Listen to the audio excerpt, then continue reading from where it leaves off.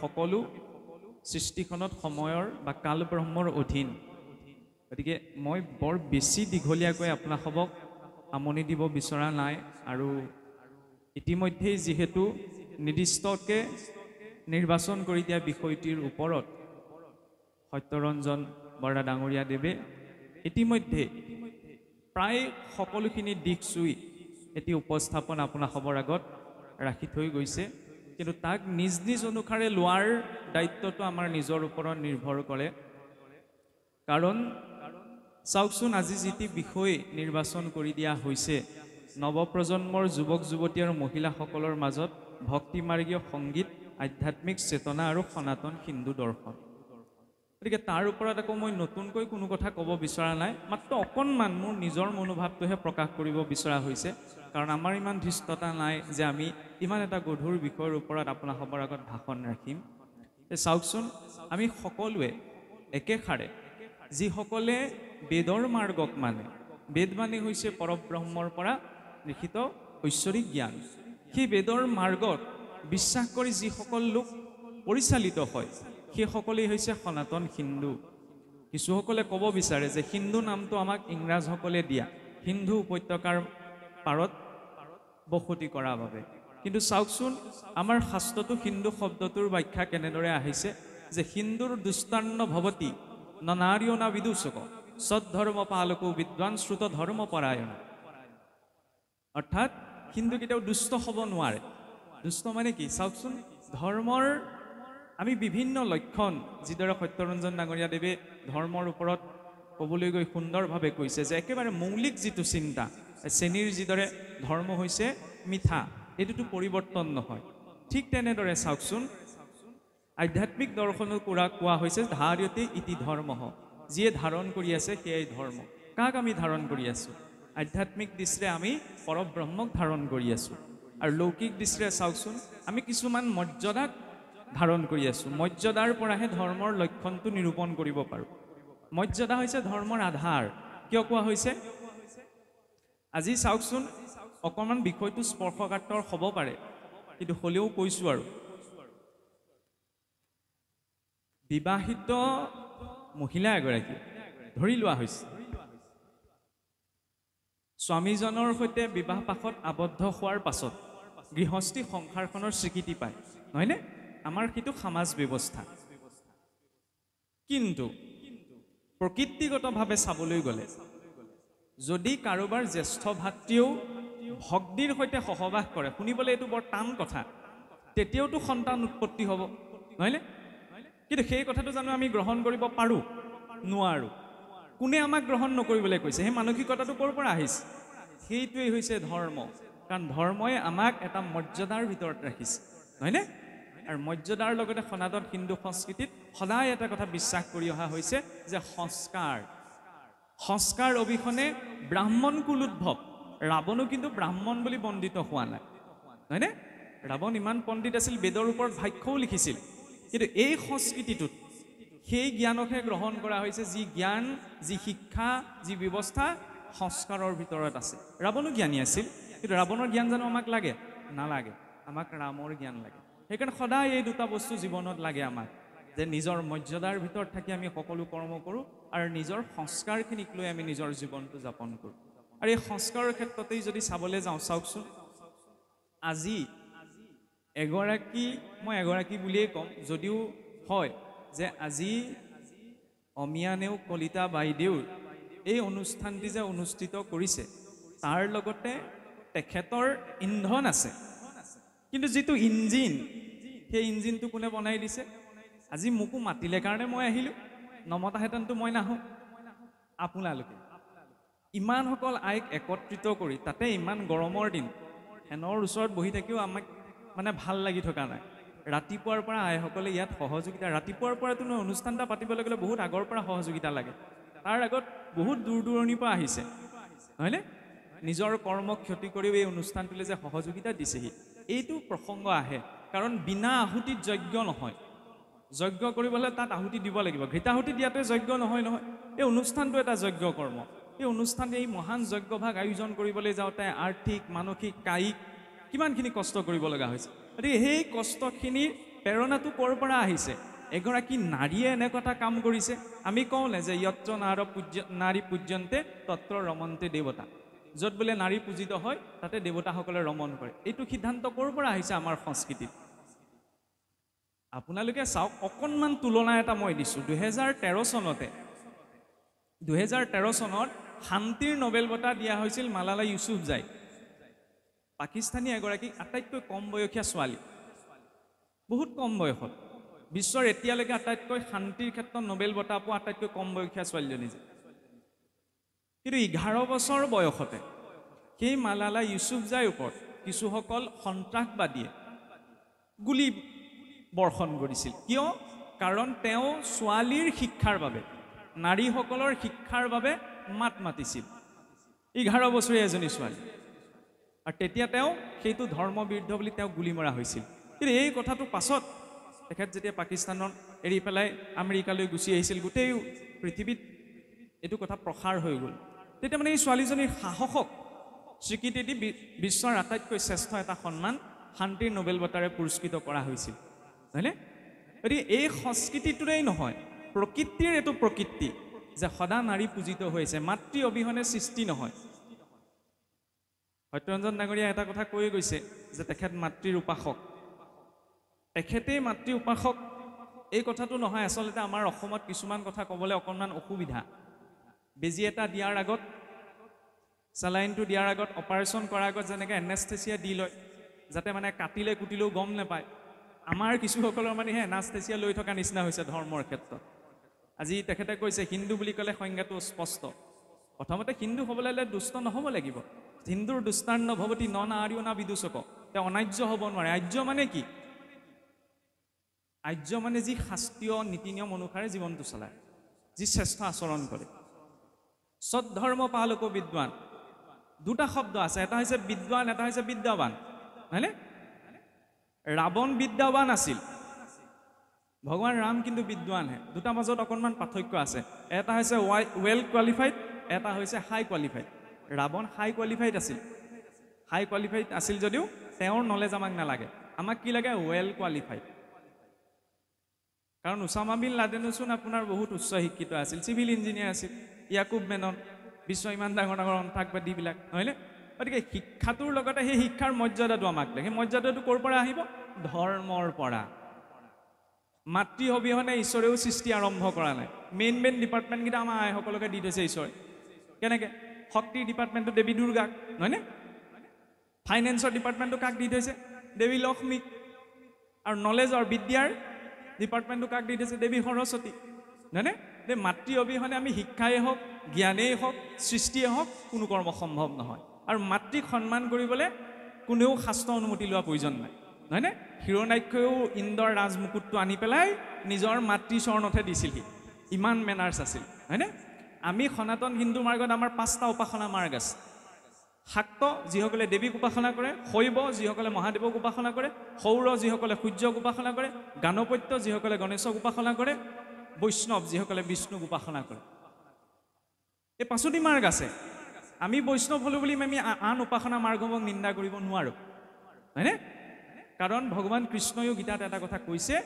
যে য়ে যথা মাং প্ৰপদ্যন্তে তাং তথৈব মাং ভজাম্যহম যিজন ভক্তই মোক যি ভাৱনাত ভজনা কৰে তেওঁৰ বাবে মই তেনেকেই প্ৰাপ্ত হওঁ আমি যাক ভগৱান বুলি কৈছোঁ উচ্চ চেতনা তেওঁৰ ভিতৰত এইটো কোৱালিটি থাকিব লাগিব যে কোনোবাই যদি তেওঁক দুৰ্গা বুলি কৈছে তেওঁ দুৰ্গাৰ ৰূপতো তেওঁ উপস্থিত হ'ব লাগিব নহয়নে কোনোবাই যদি কৃষ্ণ বুলি কৈছে কৃষ্ণ ৰূপতো তেওঁ উপস্থিত এইটো হৈছে সমতাৰ দৰ্শন বৈদিক কালত এইটো সমানতা আছিল সেইকাৰণে খেলি মেলি নাছিল আজিকালি কিন্তু আমাৰ খেলি মেলি আছে কাৰণ মই ভাবোঁ কি মোৰটোৱে শ্ৰেষ্ঠ ইজনে ভাবে মোৰটোহে শ্ৰেষ্ঠ নিজ নিজ মাৰ্গত সকলো শ্ৰেষ্ঠ সকলোৰে স্কুল কলেজ একেই হোৱা সম্ভৱ নহয় উপাসনা মাৰ্গবিলাক বেলেগ বেলেগ লক্ষ্যটোতো একেটাই নহয়নে নৈবিলাক ঢেৰ আছে গৈ পেলাইতো সাগৰতেই পৰিবগৈ এই দৰ্শনটো লৈ যেতিয়া আমি আগবাঢ়োঁ তেতিয়াহ'লে ধৰ্মৰ নামত সম্প্ৰদায়ৰ মাজত আমাৰ খেলি মেলি সৃষ্টি নহয় মোৰ বাবে মোৰ মাৰ্গটো শ্ৰেষ্ঠ আপোনাৰ বাবে আপুনি যদি বেলেগ এটা মাৰ্গত আছে আপোনাৰ বাবে সেইটো শ্ৰেষ্ঠ ঈশ্বৰে জানে নহয় ভাৱটো আগবাঢ়িলেই হ'ল হয়নে আৰু এই সংস্কৃতিটোতো শিক্ষিত হোৱাৰ বাবে আজিৰ চাওকচোন আজি আমি কওঁ যে আমাৰ যুৱ প্ৰজন্ম উশৃংখল হৈছে কেনেকৈ আমি কম চাওকচোন যুৱ প্ৰজন্ম উশৃংখল হৈছে বুলি অকণমান আগত যে দিহানামৰ ক্ষেত্ৰতে এতিয়াতো আমি দেখিছিলে কণমানি ভণ্টি কেইজনী যেতিয়া দিহানাম গাইছিল আজি আমাৰ অসমখনত ভাওনাৰ ক্ষেত্ৰতেই হওক যিকোনো সাংস্কৃতিক ক্ষেত্ৰতেই হওক সকলোতো চাবলৈ গ'লে যুৱ প্ৰজন্মই ধৰি আছে নহয়নে গধূলালৈ যিভাগ ভাওনা হ'বগৈ আৰু সঁচাকৈ ক'বলৈ গ'লে সেই ত্যাগখিনিক আমি সময়ে সময়ে কিছুমান বিতৰ্কিত হয় সেয়া লাগিলে ভাগৱতেই হওক ভাওনাই হওক কিছুমান নিগেটিভ ইম্পেক্টৰ কথাও আমি কওঁ কিন্তু আমাক নিগেটিভটো নালাগে দিয়কচোন পজিটিভটো লওঁ ভাল বেয়া মানুহ যেতিয়া সকলোৰে দিশ থাকিব সেইকাৰণে এটা কথা কোৱা হৈছে যে ভুল কৰাটো মানুহৰ প্ৰকৃতি তাক মানি লোৱাটো হৈছে সংস্কৃতি আৰু তাক শুধৰাই লোৱাটো হৈছে প্ৰগতি মই যদি কিবা এটা ভুল লিখিছোঁ তাক শুধৰাই লওঁ নহয়নে মইতো সকলো ক্ষেত্ৰতে শুদ্ধ বুলি ক'ব নোৱাৰোঁ এই সংস্কৃতিটোত সদায় সেই কথাখিনি গুৰুত্ব দিয়া হৈছে আৰু আমি সেই সকল উত্তৰ প্ৰজন্মৰ উত্তৰাধিকাৰী যিসকলে আজিৰ পৰা 1000 বছৰ আগতেও নাচিকেতা গৈ যেতিয়া যমৰ দুৱাৰত উপস্থিত হৈছিল দেউতাকে দি দিলে যা মই তোক মৃত্যুক দিছোঁ বুলি মৃত্যুৰ দেৱতা বোলে যম নাছিলে 3 দিনলৈকে নাচিকেতা যমৰ দুৱাৰত ৰৈ থাকিলে এতিয়া দেৱতাসকলেও এইটো সংস্কাৰ জানে অতিথি এজন যদি আহে তেতিয়াহ'লে অতিথিক বিমুখে পঠাব নাপায় আমাক গুৰুৱে শৰণ দিওঁতেও কয় যম দেৱতা যদিও এই 3 দিন যে নাচিকেতা ৰৈ থাকিল কৈছে বোলে তুমি 3 দিন ৰৈ থাকিলা ৰিক্ত হস্তনুগচ্ছতি এতিয়া তুমি ৰিক্ত হস্তে যাব নোৱাৰা 3 দিন থাকিলা নহয় মই এতিয়া তোমাক 3টা বৰ দিম কি লাগে কোৱা বুপাই তেতিয়া বোলে মই 3টা কথা আপোনাৰ পৰা জানিব বিচাৰিছোঁ প্ৰথম দেউতাই যে মোক বেয়া পাই আছিল দেউতাই যাতে মোক বেয়া পাই নাথাকে সংগতে মোক অভিশাপ দি দিলে কিন্তু দেউতাৰ যাতে মোৰ প্ৰতি বেয়া মনোভাৱটো তেওঁ নাইকিয়া হৈ যায় বোলে ঠিক আছে হ'ব সেইটো কি ডাঙৰ কথা দ্বিতীয়তে ক'লে বোলে দ্বিতীয় বৰটো খোজা দ্বিতীয়তে মোৰ পিতৃয়ে যি ধৰ্ম কৰ্ম কৰিবলৈ গৈ পেলাই ইমান ক্ৰোধৰ বশৱৰ্তী হৈ পেলাই মোক অভিশাপৰ পৰ্যন্ত দি দিলে যে তুমি মৃত্যুক প্ৰাপ্ত হোৱা সেই ক্ৰোধ সেই ভাৱনা যাতে মোৰ পিতৃৰ ভিতৰত শান্ত হয় বোলে ঠিক আছে তৃতীয়তে কি লাগে তৃতীয়তে ক'লে বোলে মোৰ দেউতাই গোটেই জীৱনটো সকলো কথা বাদ দি পেলাই যি ধৰ্মক জানিবলৈ সকলো কৰ্ম কৰিলে সেই ধৰ্মৰ জৰিয়তে জানিব পৰা ব্ৰহ্মবিদ্যা আপুনি মোক কওক যম দুখোজ পিছুৱাই গুচি গ'ল কিয় পিছুৱাই গুচি গ'ল বোলে বোপাই ব্ৰহ্মবিদ্যা জনাটো ইমান সহজ নহয় দেৱতাসকলেও দুৰুহ গতিকে তোমাৰ তাৰ বিপৰীতে বোলে এটা কল্পৰ বাবে তোমাক ইন্দ্ৰ পাতি দিম সহস্ৰ ৰমণীৰ সৈতে ভোগবিলাক তুমি লৈ লোৱা কিন্তু তুমি ব্ৰহ্মবিদ্যাৰ কথা নুশুনিবা 5 বছৰীয়া নাচিকেতাৰ দৃঢ় প্ৰতিজ্ঞা চাওক ক'লে যে প্ৰভু ভোগ কৰিনো মই কি কৰিম আজি ভোগ কৰিম ভাল লাগিব কাইলৈ শেষ হৈ যাব মোক এইখিনি নালাগে মোক আপুনি ব্ৰহ্মবিদ্যাৰ বিষয়ে কওক 5 বছৰ বয়সতে এইটো সংস্কৃতিত এটি সন্তানে মৃত্যুৰ দেৱতা যমক ব্ৰহ্মবিদ্যা সুধিছে নহয়নে আমি আকৌ কি সুধো আজিকালি চালেই হ'ল সেইবিলাক বিষয় মই নুসুমাওঁগৈ আৰু সকলোৱে আমি জানো নহয়নে যে ভাল কি বেয়া কি কি খাব লাগে কি খাব নালাগে কলৈ যাব লাগে কলৈ যাব নালাগে আজি হিন্দুস্তান পাকিস্তানৰ পৰা ককাই ভাইলৈকে মাটিৰ লগত লাগি সীমাটোক লাগি দন হোৱা দেখা যায় এই হিৰণ্যাক্ষৰ প্ৰতি ভাতৃপ্ৰেম ইমান আছিল এই কক্ষীপুৱে বধ কৰি থৈ যোৱাৰ পাছত ঈশ্বৰৰ বিৰুদ্ধে অস্ত্ৰ তুলি লৈছিল ভায়েকক মাৰি থৈ গ'ল কাৰণ আমাৰ নিজৰ ককাই ভাইৰ মাজত যদি মিল নাই সেই সংস্কাৰখিনি এইটো সংস্কৃতিয়ে শিকাইছেনে তাৰ প্ৰতি আমি দায়বদ্ধ হ'ব লাগিব ঋষি অষ্টাবক্ৰ শৰীৰৰ 8টা অংগ বেকা হৈ জন্ম হৈছিল ভাবি চাওকচোন কাৰোবাৰ যদি মোৰ হাতখন যদি বেকা হয় ভাল লাগিবনে যাৰ শৰীৰৰ 8টা অংগই বেকা এইজনী কিমান কষ্ট পাব 11 বছৰ বয়সত মহাৰাজ জনকক আত্মজ্ঞান প্ৰদান কৰিছে বিশ্বত এনেকুৱা কোনোবা সংস্কৃতি আছেনে নাই আজিৰ পৰা 2000 বছৰ আগতে যেতিয়া গোটেই ভাৰতবৰ্ষখন প্ৰায় নাস্তিক দৰ্শনে আৱৰি ধৰিছিল 8 বছৰ বয়সতে দক্ষিণ ভাৰতৰ পৰা এজন সন্তান আহিছিল সন্ন্যাস ধৰ্ম গ্ৰহণ কৰি চাৰিওদিশে বৈদিক 4টা মঠ স্থাপন কৰি সকলো নাস্তিক দৰ্শন এজন ব্যক্তিয়ে খণ্ডন কৰিলে সেইজন কোন আছিল সেইজনৰ বিষয়ে আমাক পঢ়ুৱা নহয় আমাক কাৰ বিষয়ে পঢ়ুৱা হয় আক্ৰমণকাৰীসকলৰ বিষয়ে আদিগুৰু শংকৰাচাৰ্য মহাপুৰুষ শংকৰদেৱলৈ চাওকচোন আজিহে আমি শংকৰদেৱ 500 বছৰ আগতে কেনেকুৱা পৰিস্থিতি সৃষ্টি হৈছিল আমাৰ নিজৰ মানুহে ভুল কিছুমান ধাৰণা দি পেলাই মহাপুৰুষ ইয়াৰ পৰা গুচি যাবলগীয়া হৈছিল ইমানখিনি ত্যাগ যেতিয়া মই সৰু উদাহৰণ এটা দিছোঁ যে ধৰ্মটোৰ প্ৰতি ইমান আমি ধৰ্ম কিয় কৰিব লাগে ইমান আমি হিন্দু কেলে কৰিব লাগে কাৰণ এই ধৰ্মটোক ৰক্ষা কৰিবলৈ আমাৰ পূৰ্বপুৰুষসকলে নিজৰ প্ৰাণ ত্যাগ কৰি থৈছে কেনেকৈ শিখ ধৰ্মৰ দশম গুৰু গোবিন্দ সিঙৰ 2জন পুত্ৰ আছিল জোৰাবৰ সিং আৰু ফাতেহ সিং এজনৰ 7 বছৰ এজনৰ 9 বছৰ আইসকলে ভাবি চাওকচোন 7-9 বছৰীয়া ল'ৰাটোৰ কিমান জ্ঞান থাকিব পাৰে ঔৰংজেবে কৈছিল যে গুৰু গোবিন্দ সিংক ধৰিব নোৱাৰিলে তোমালোকে আমাৰ ধৰ্ম গ্ৰহণ কৰা নহলে তোমালোকক শিৰচ্ছেদ কৰা হ'ব ভয় দেখুৱাইছিল দুইজনে ক'লে কি আমি নিজ গুৰুৰ ওচৰতে শিৰ দুৱাম য'ত এনেকুৱা হিংসাৰ কথা কোৱা হৈছে তাত আমি মূৰ নুদুৱাম বোলে ইমান দম বোলে তেওঁলোক নিজৰ স্থানত দৃঢ়প্ৰতিজ্ঞ দৰবাৰত থকা সকলো লোক আচম্বিত যে 7 বছৰীয়া 9 বছৰীয়া ল'ৰা এটাৰ সন্মুখতো মৃত্যুৰ ভয় দেখুৱাৰ পাছত তেওঁলোকে কৈছে বোলে মৰি গলেও আমি আনৰ ধৰ্ম গ্ৰহণ নকৰো আজিকালি আমাৰ দুটামান পইচাৰ কাৰণে আমি ৰাজনীতিৰ দলৰতে ইফালৰ পৰা ইফালে বাগৰি ফুৰোঁ বুজি পাইছেই চাগে কি ক'ব বিচৰা হৈছে এইবিলাক স্পৰ্শকাতৰ বিষয় আনি অনা হৈছে এই কাৰণে এনাস্থেচিয়া লৈ থাকিলে নহ'ব অকণমান জাগ্ৰত হ'ব লাগিব হয়নে তেতিয়া বোলে ভয় দেখুৱাবলৈ এই 7 বছৰীয়া 9 বছৰীয়া ল'ৰা দুটা কি কৰিলে পকা ৱালত গাঁঠি দিলে জীয়াই এইটো সৰু কথাতে ভাবি চাওকচোন 7 বছৰীয়া 9 বছৰীয়া ল'ৰা দুটাক যদি পকি ৱালত গাঁঠি দিয়া হয় কিয় নিজৰ ধৰ্ম ত্যাগ নকৰাৰ বাবে এইটো গোড়ামী নহয় ধৰ্মৰ নামত এইটো নিজৰ ধৰ্ম নিষ্ঠা হয়নে তেওঁলোকে এই ধৰ্মটো কিমান ৰক্ষা কৰিলে নিজৰ প্ৰাণ ত্যাগ কৰিলে আমিতো হ'বলগীয়া হ'লে হয়তো নিজৰ সমাজ সংস্কৃতিৰ দিশখিনি আমি জানিব লাগে 5 বছৰ বয়সতে নিজৰ দেউতাকৰ পৰা ইমান কষ্ট পালে ভক্ত প্ৰহ্লাদ কাহানী বা জানো ঈশ্বৰৰ নাম ল'লে বাদ দিলে নিদিলে নহয় ক'ব পাৰিলেহেঁতেন হাই কণা ভগৱানে মোৰ জীৱনত কিয় ইমান দুখ দিলে কাহানিও বিলাপ কৰা নাই আমি অকণ কষ্ট পালেই কওঁ নহয় যে ঈশ্বৰে কৰালে আৰু কি কৰিম আমি বহুত সৌভাগ্যৱান মানুহ যে আমি বহুত ভাল যুগত বাস কৰিছোঁ দণ্ডকাৰণ্যত যেতিয়া ভগৱান ৰাম ত্ৰেতা যুগত গুচি গৈছিল দেখিলে বোলে ডাঙৰ ডাঙৰ সাৰৰ দম খাই আছে বিশ্বামিত্ৰক সুধিলে প্ৰভু বোলে এইবিলাক কিহৰ দম বিশ্বামিত্ৰই কৈছে বোলে এই অসুৰবিলাকে ঋষিমুনিসকলক সাৰ মূৰ চুবাই পেলাই দম কৰি পেলাই ডাঙৰ পাহাৰ সদৃশ কৰি দিলে আমিতো দেখিবলৈ পোৱা নাই আমি ভালত আছোঁ নে আমি বহুত ভালত আছোঁ আমি বহুত সৌভাগ্যশালী হয় যে আজি যিটো টাইম কেলকুলেশ্যন নাচায়ো পোৱা গৈ নাই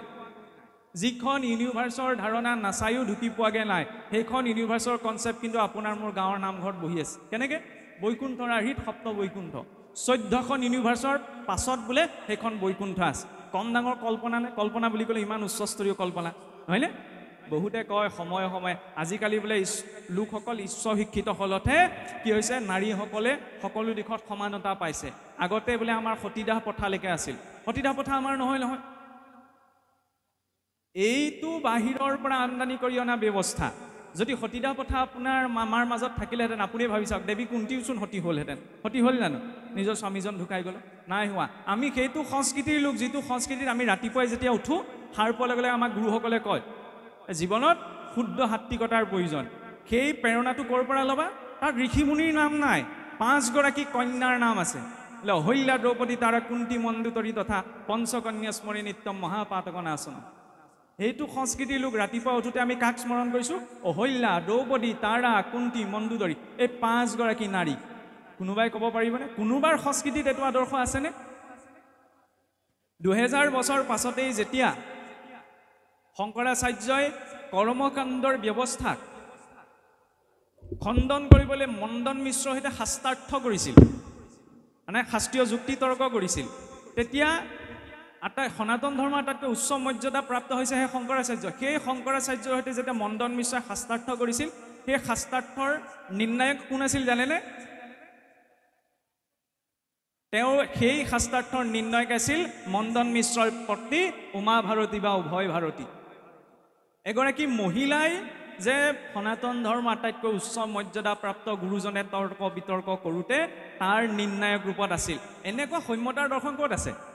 বৈদিক কালতো যদি আমি চাওঁ অপালা লোপমুদ্ৰা গাৰ্গী মৈত্ৰী ইত্যাদি মহিলা ঋষিসকলৰ কথা পাওঁ হয়নে কাৰণ আমাৰ সেইটো সংস্কৃতি যি মাতৃগৰাকীয়ে নিৰ্মাণ কৰিব পাৰে পিতৃয়ে বস্তুখিনিয়ে গোটাই দিব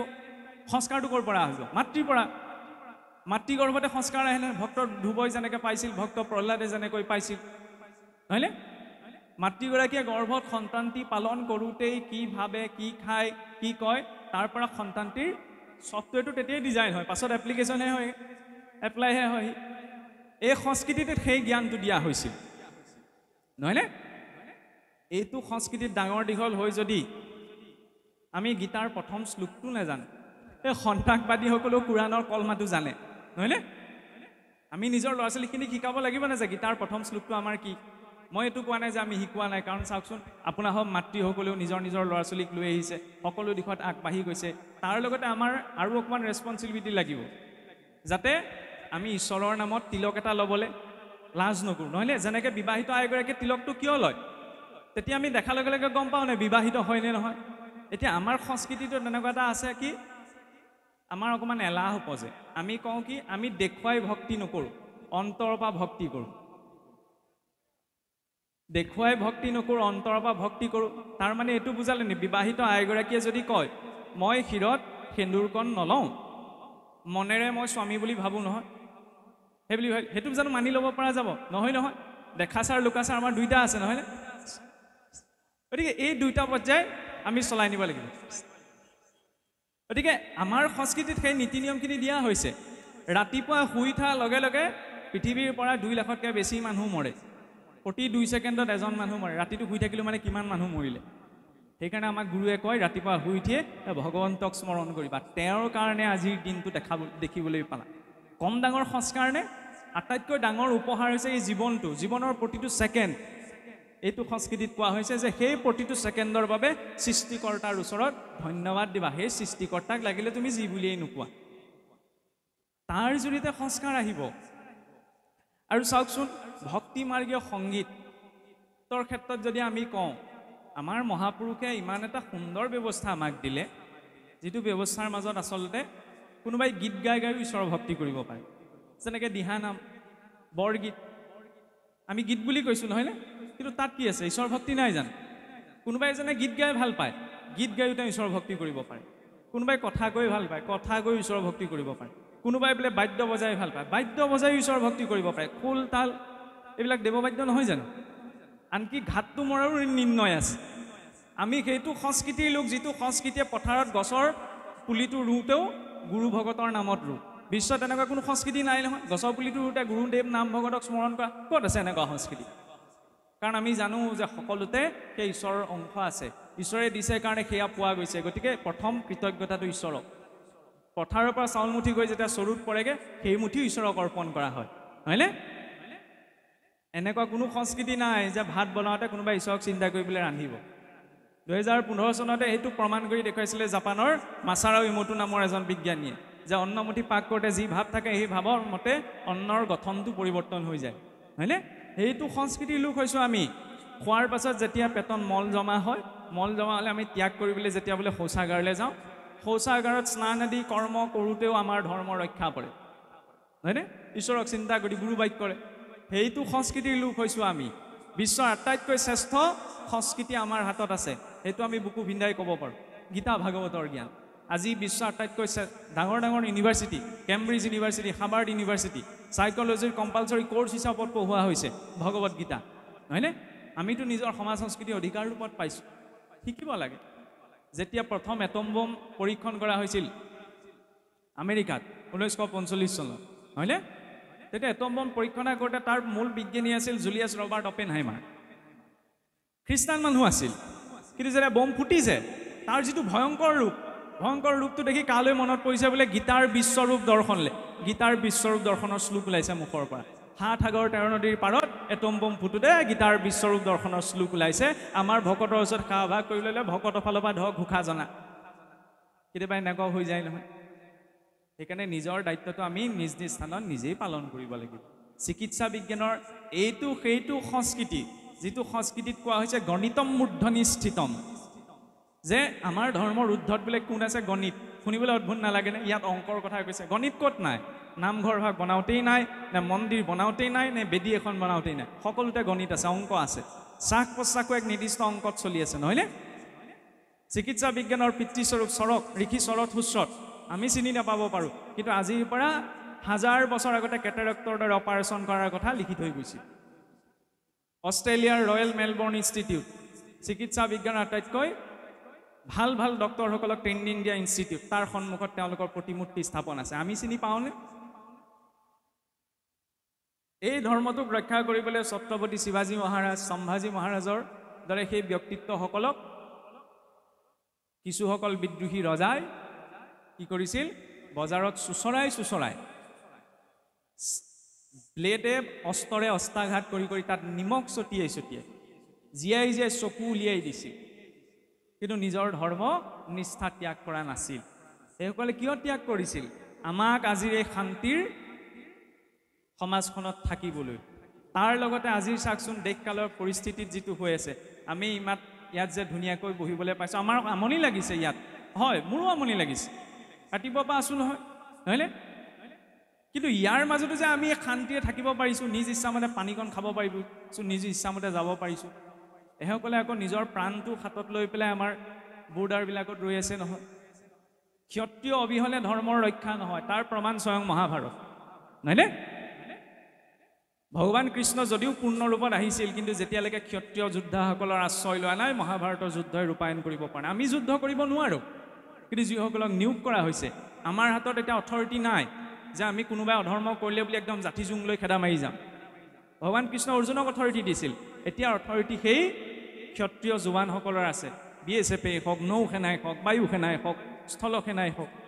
তেওঁলোকে নিজৰ প্ৰাণটো আগত লৈ আছে কাৰণে আজি আমি শান্তিয়ে থাকিবলৈ পাইছো নহয়নে সেয়াও এক প্ৰকাৰৰ পূজা এই সংস্কৃতিত পূজা ঈশ্বৰ সেৱা বুলি ক'লে কেৱল গন্ধ পুষ্প দিয়াটোৱেই ঈশ্বৰ সেৱা বুলি কোৱা হোৱা নাই দেশ মাতৃৰ সেৱাটো প্ৰথম সেৱা কাৰণ ভগৱন্তয়ো অৱতাৰ গ্ৰহণ কৰে আমি কওঁ অসন্তসকলক পালনৰ অৰ্থে দুষ্টক দমনৰ অৰ্থে ভগৱন্ত অৱতাৰ গ্ৰহণ কৰে তাৰ লগতেতো এইটোও আছে যে এই ভাৰত ভূমিক ৰক্ষা কৰিবলৈও ভগৱন্ত অৱতাৰ গ্ৰহণ কৰে এই ভগৱন্ত বোলে এইটো পাৰ্চেলিটি কৰিছে বাকীবিলাক দেশ আছে ভাৰতৰ কথা কিয় কৈছে যে ভায়া ৰতাঙিতি ভাৰত যিখন দেশৰ লোকসকল সদা সৃষ্টিৰ আদিকালৰ পৰা পোহৰৰ সন্ধানত জ্ঞানৰ সন্ধানত আছে সেইসকল লোক হৈছে ভাৰত আজি পাশ্চাত্যটো যত যিমান লোক হৈ গৈছে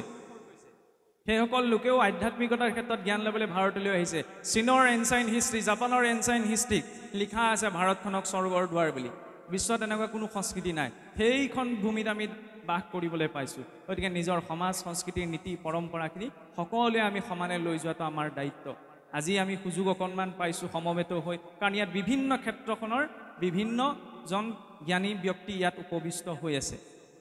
আৰু তেওঁলোকৰ মাৰ্গদৰ্শনতে যাৰ যিখন ক্ষেত্ৰ কোনোবাই খুলটো বজাই ভাল পায় গতিকে খুলৰ ক্ষেত্ৰত তেওঁ আগবাঢ়িব কোনোবাই ভাওনা কৰি ভাল পায় তেওঁ ভাওনাৰ ক্ষেত্ৰত আগবাঢ়িব কোনোবাই নামখাৰ গায় নিজ নিজ ক্ষেত্ৰ অনুসাৰে এই দিশত আগবাঢ়ি গৈ থাকিব পাৰে আৰু বেছি দীঘলীয়া নকৰো হয়তো এইখিনি কথা ক'বলৈ যাওঁতে দুই এটা কথাত অকণমান নিজৰ আৱেগটো জড়িত হৈ গৈছে গতিকে অকণমান আগপিছ হ'ব পাৰে তাৰ বাবে আমি ক্ষমা প্ৰাৰ্থী আৰু কৈ যোৱা কথাখিনিতো যদি আমাৰ কিবা ভুল ত্ৰুটি ৰৈছে সুধীবৃন্দ মঞ্চত উপবিষ্ট হৈ আছে তাৰ সমষ্টিয়ে যাতে আমাক ক্ষমা কৰে আৰু এই অনুষ্ঠানটি অনাগত দিনতো এনেদৰে এক অপ্ৰতিৰোধ ধাৰাৰে যাতে আগবাঢ়ি গৈ সমাজত এক দিক নিদৰ্শনা দিব পাৰে সেই ভাৱনাৰেই মহাপ্ৰভুৰ চৰণত প্ৰাৰ্থনা জনাই ইমানতে মোৰ বক্তব্য সামৰণি মাৰি সমস্ত জনৰ প্ৰতি সেৱা জনোৱা হৈছে কৃষ্ণ